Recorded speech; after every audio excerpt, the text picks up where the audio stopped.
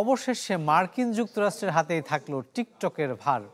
অন্যান্য দেশে যাই হোক না কেন, নিজ দেশের প্রতিষ্ঠানের হাতে ৮০% নিয়ন্ত্রণের ক্ষমতা রেখেছেন ডোনাল্ড ট্রাম্প। ফলে চীনা প্রতিষ্ঠানটির যুক্তরাষ্ট্রের অবস্থান হয়ে গেল নড়বড়ে। আর এই অ্যাপসকে কেন্দ্র করে মিস্টার ট্রাম্পের চাপিয়ে দেয়া হিসেব চীন সহজে মেনে নেবে কিনা, তাই এখন দেখার বিষয়। With President Xi, and as you know, he approved the TikTok deal. নির্বাহী আদেশে স্বাক্ষর করে অবশেষে মার্কিনীদের হাতে এলো বহুল আলোচিত টিকটক অ্যাপ। চুক্তি অনুযায়ী অ্যাপটির ৮০% নিয়ন্ত্রণ পাবে যুক্তরাষ্ট্র, বাকি ২০% থাকবে বাইটড্যান্স ও চীনা বিনিয়োগকারীদের হাতে। তথ্য বলছে মার্কিন যুক্তরাষ্ট্রের প্রায় ১৮ কোটি মানুষ টিকটক অ্যাপ ব্যবহারকারী, যা দেশটিতে সর্বাধিক ব্যবহৃত অ্যাপের একটি।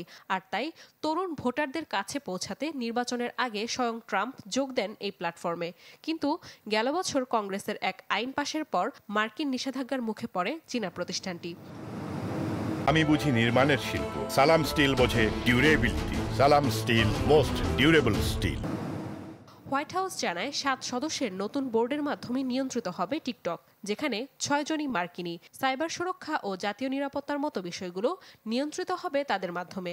বলা হয়, প্রতিষ্ঠানটির মার্কিন কার্যক্রমের দায়িত্ব নেবে ওরাকল, যারা তথ্য সংরক্ষণের জন্য ক্লাউড সেবা প্রদান করবে। চুক্তি অনুযায়ী প্রতিষ্ঠানটি এবং তাদের সহ প্রতিষ্ঠাতা ল্যারি অ্যালিসন নিয়ন্ত্রণ করতে পারবেন অ্যালগোরিদমও, যেখানে থাকতে পারবে না বাইটড্যান্স কিংবা চাইনিজ কোনো প্রকার হস্তক্ষেপ।